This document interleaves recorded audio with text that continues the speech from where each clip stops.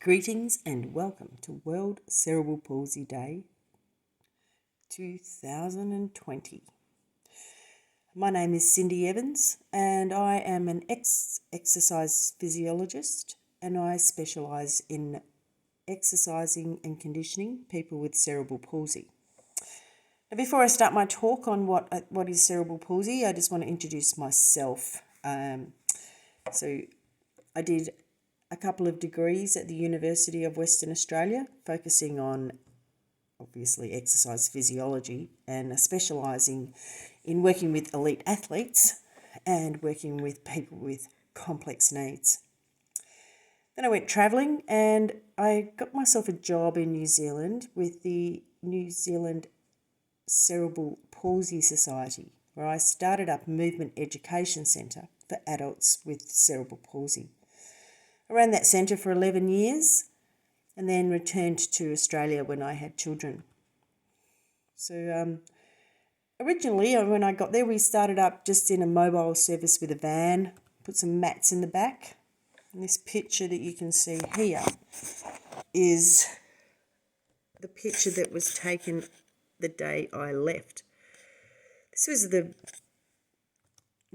group of people with cerebral palsy that I worked with for just over 10 years. It's not the only ones, of course. We had just over 200 people on our books.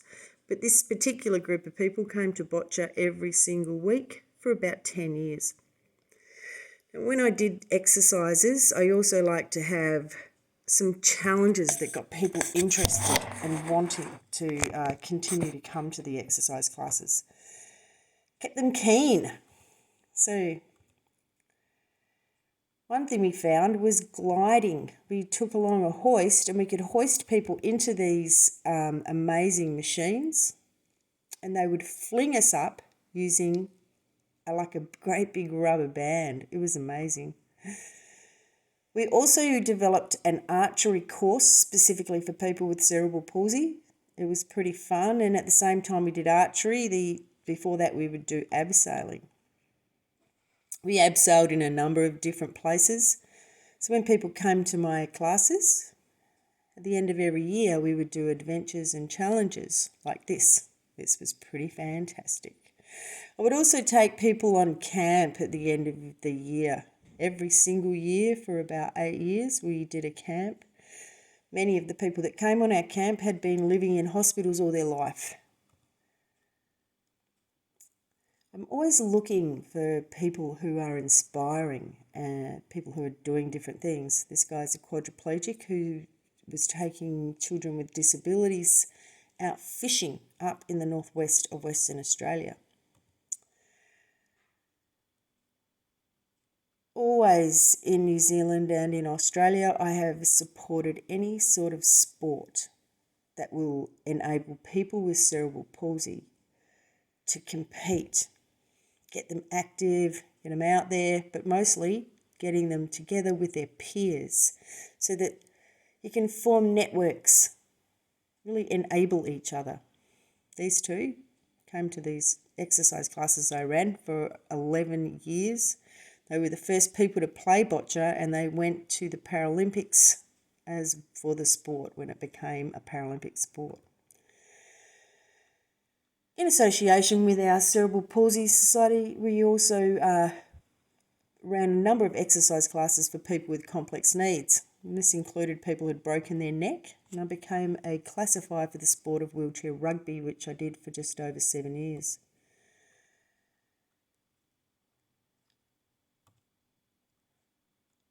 I had children, and then I came back to Australia. It's pretty good. Now, what I'm going to talk about today is what is cerebral palsy. Cerebral palsy mostly is considered to be a neurological condition that affects the muscles, and of course that's exactly what it is. But actually it's also a skeletal issue. So I call cerebral palsy a multi-system condition, because while the damage to the nervous system starts the cerebral palsy, it interferes with the way the muscles work, which then builds skeletons that are not straight. And that becomes a compounding effect as the person ages. So the neuromuscular component of cerebral palsy. Hope you can see that. It's an umbrella term used to define a group of conditions that created by that damage to our upper motor neurons. That's the brain as it's developing. That damage, because it damages the neurons before they've really formed their motor pathways, it tends to interfere with the control of the muscular reflexes. So when the upper motor neurons are damaged in the developing fetus, it always creates issues with the control of the muscles, mostly the antagonist, the stabilizers and the synergists, those muscles that enable the joint to stay still so that we can have coordinated movement. Now, depending on where that brain damage occurs, motor control is going to be affected in different ways. The major problem with cerebral palsy is the loss of control of the spinal reflexes. Our reflexes, they inhibit, most of our muscular activity is about inhibiting the muscular contraction, keeping it controlled. However, when you lose your spinal reflexes, your spine is another brain in our body, mostly that balance is tipped in favour of excitation, which makes the muscles way too excited, hyper-excited. So it depends on where the brain's damaged to what type of cerebral palsy the individual have. So when most people with cerebral palsy are going to have spasticity. A spasticity creates like very stiff muscles. And mostly that is associated with the cerebral cortex damage. People that have uncontrolled movements, not rhythmic, arrhythmic movements, their damage will be to the basal ganglia. That's called dyskinesia.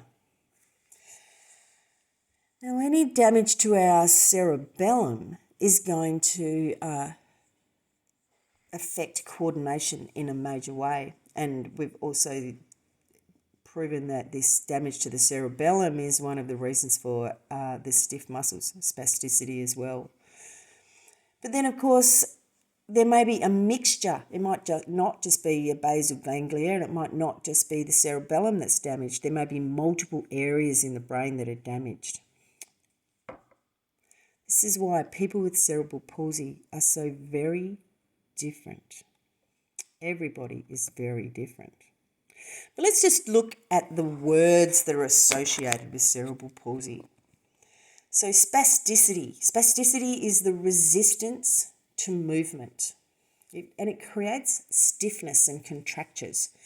It's a velocity-dependent and a force-dependent resistance. That means that the faster the person moves, or the more weight that the person has on their body, the more intense that spastic reaction will stop that muscle from moving. Dystonia is a condition that creates twisted postures. So if someone has dystonia, it's very often seen in the neck. The person will consistently look over one shoulder all of the time.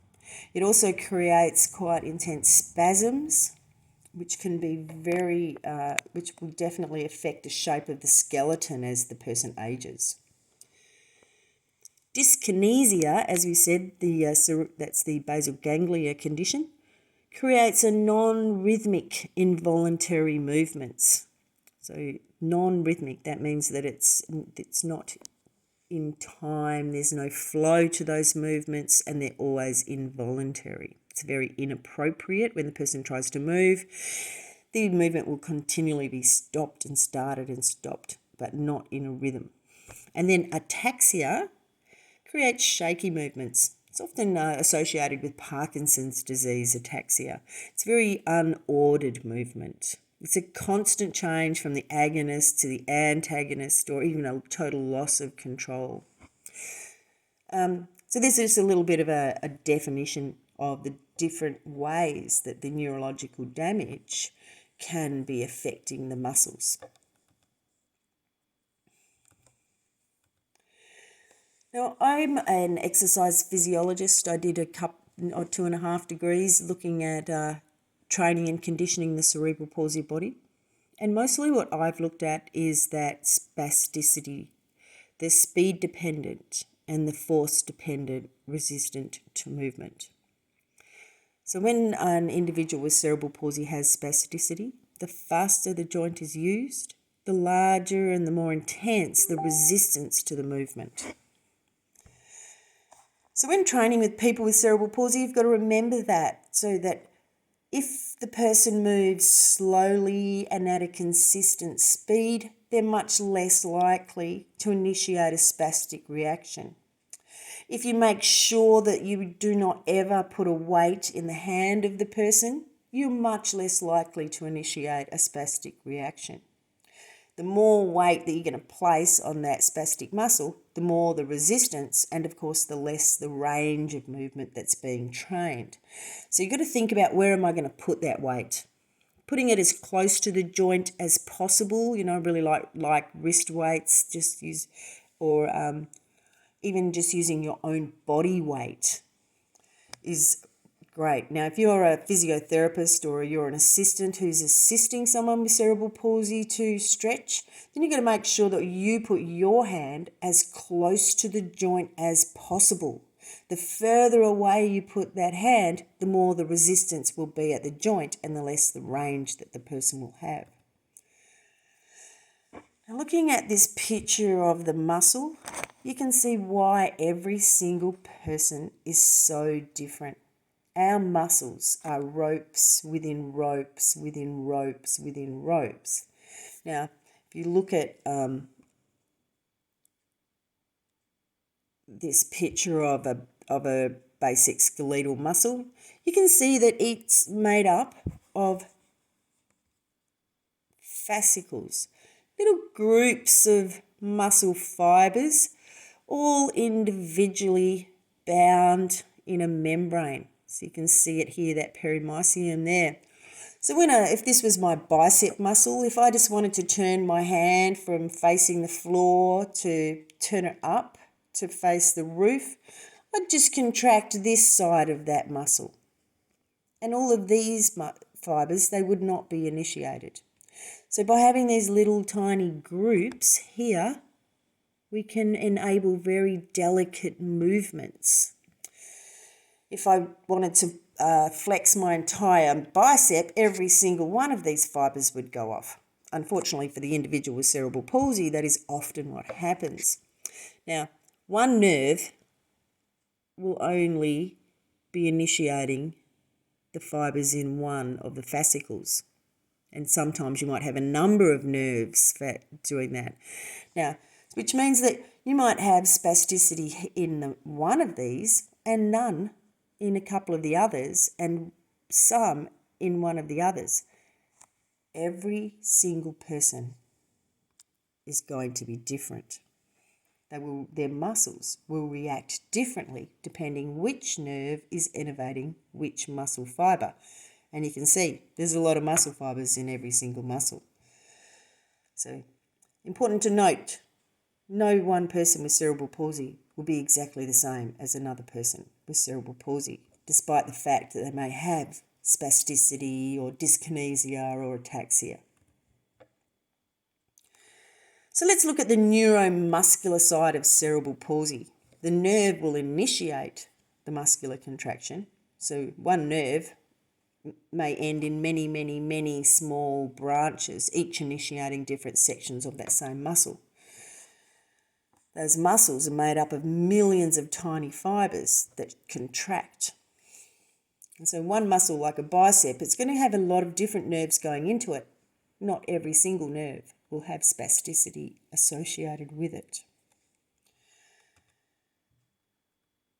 So that's the implications for the muscular system. Let's have a look at the implications for the skeletal system. So the neuromuscular implications of cerebral palsy is that lack of control, the contractures that stop the muscles moving. But the implications for the skeleton, these don't occur until the child actually ages and the adult actually starts developing movement patterns that will change the skeleton, because our skeleton is alive. We look at those dead skeletons in the science room. That's not what our skeleton's like. Every time we decide to do a new job, our skeleton will change and adapt so that we can do that job.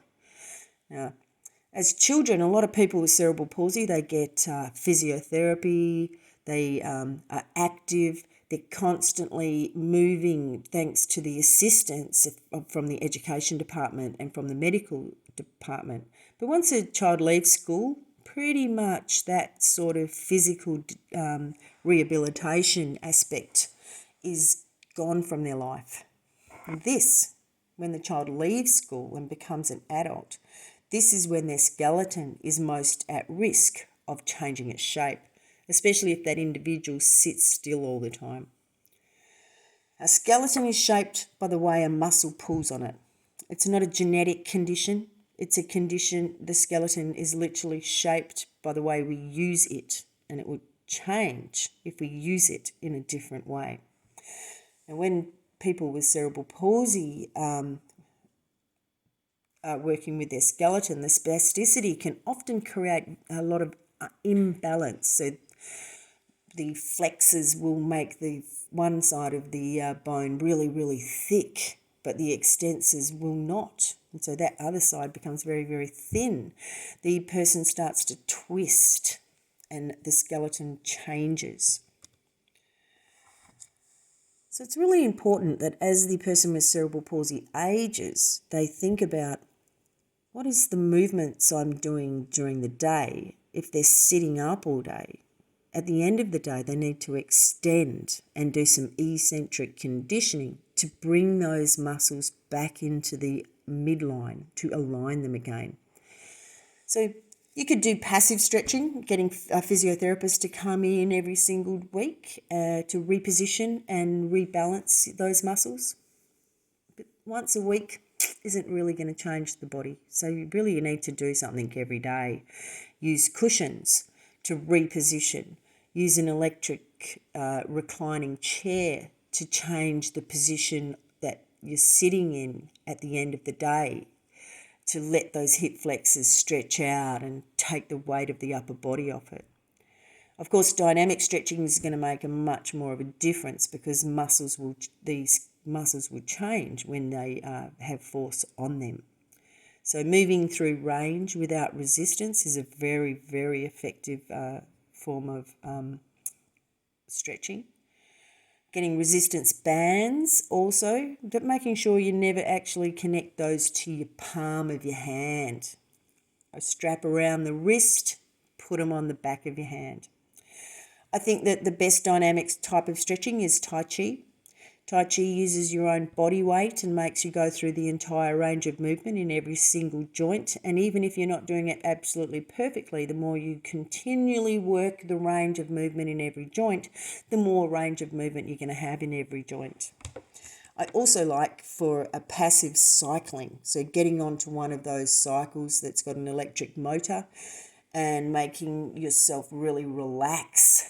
Let the motor do the work and just passively stretch those leg muscles out. It's a very effective way of stretching, and you can have those put onto your bed as well. Active training, of course, running and walking is one of the favourite types of training for people with cerebral palsy.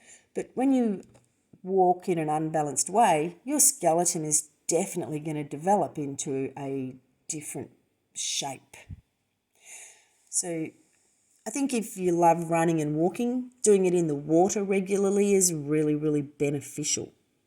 Making sure you do it on a trampoline or on one of those little tiny trampolines is also going to be much more beneficial than walking on the road. Cycling is great, but often creates contractions in the hip flexors. So getting a reclining bike or making sure that at the end of every single cycle you get on to a great big physiotherapy ball on your back, stretching those hip flexors out. Vibration training, I really have looked at this a lot in the last 30 years. I have, up until 2 years ago, I've never found a form of vibration training that is very effective. Mostly it injures. But if you use a pivotal vibration machine, the pivotal vibration machines are just making an amazing difference in the cerebral palsy world. Look up the pivotal machines being used in New Zealand at the moment. And of course, the type of conditioning that I think is the best type of conditioning you can use for the person with cerebral palsy is eccentric conditioning. It means putting a force on the muscle as it lengthens. Training and conditioning the muscles as they lengthen definitely reduces the amount of spasticity that the individual feels, and especially if you can do it passively. So my friend and I have developed a very unique free hanging swing that enables people with cerebral palsy to perform safe eccentric exercise. The backrest sits between the ribs and the pelvis, making sure that the spine can't twist. That stops any sort of nerve damage from being able to be done. The harness and the leg rest take the weight of the legs off and the back off the individual, which means it's just very much like swimming. You're actually taking most of your body weight away, which means some of those weaker muscles can be activated. And of course, it's all about relaxation, which is the more you relax as you stretch those muscles out, the less likely there'll be any spastic reaction. So, I hope that wasn't too fast, but because it's on YouTube, you can slow it down anyway. Have a great World Cerebral Palsy Day, and I look forward to hearing the other speakers. Cindy Evans from Western Australia.